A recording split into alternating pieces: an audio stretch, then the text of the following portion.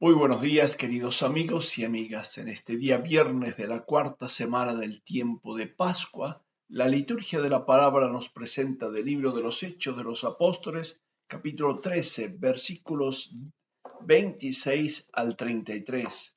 El Salmo 2, que nos dice: Tú eres mi hijo, yo te he engendrado hoy. Del Evangelio según San Juan, capítulo 14, versículos 1 al 6. En aquel tiempo, cuando Pablo y Bernabé llegan a Antioquía de Pisidia, entran en la sinagoga y dicen: Hermanos, descendientes de Abraham, y los que sin serlo honran a Dios, es a ustedes a quienes se dirige este mensaje de salvación. Ciertamente los habitantes de Jerusalén y sus jefes no reconocieron a Jesús, y al condenarlo cumplieron las palabras de los profetas que se leen todos los sábados. Sin haber encontrado en él ningún delito que mereciera la muerte, pidieron a Pilato que lo matara. Y después de cumplir todo lo que acerca de él estaba escrito, lo bajaron del madero y lo pusieron en el sepulcro. Pero Dios lo resucitó de entre los muertos. Durante muchos días se apareció a los que habían subido con él desde Galilea a Jerusalén, los cuales son ahora sus testigos ante el pueblo. Y nosotros les anunciamos esta buena noticia, que la promesa hecha a nuestros antepasados, Dios la ha cumplido entre nosotros, sus descendientes, resucitando a Jesús, como está escrito también en el Salmo 2: Tú eres mi hijo, yo te he engendrado hoy. Palabra de Dios. Te alabamos, Señor. Este texto que tenemos como primera lectura está dentro del gran discurso que Pablo dirige en la sinagoga de Antioquía de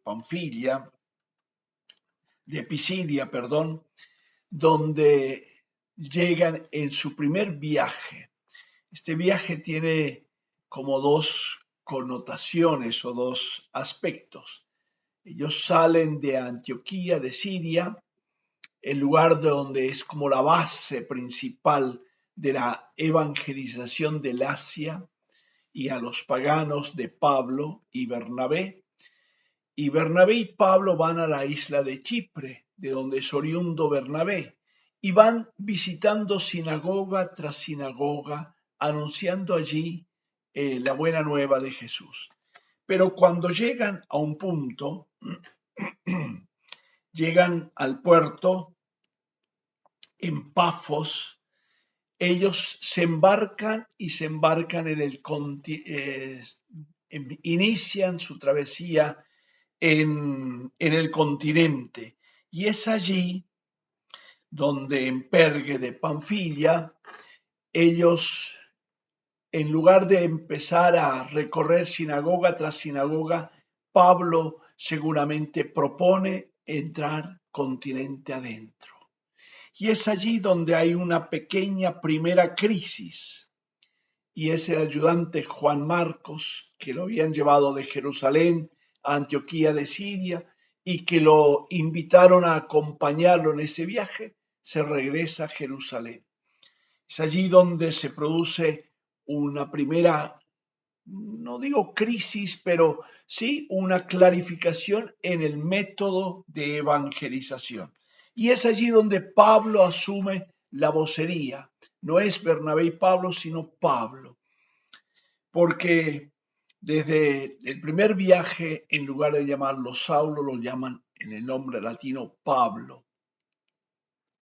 Y cuando se dirige, es la segunda parte de este discurso que hoy hemos leído, él se dirige a los hermanos descendientes de Abraham y aquellos que sin saberlo buscan a Dios, o sea, aquellos buscadores de Dios, los prosélitos que no son todavía judíos, y les anuncia el mensaje de salvación, el proyecto de salvación de Dios y cómo se cumplió eso en Jesús, revelado en el Antiguo Testamento, en los profetas, no menciona aquí la ley, sino los profetas, cómo se va cumpliendo, pero al mismo tiempo, como dice, pero Dios lo resucitó de entre los muertos.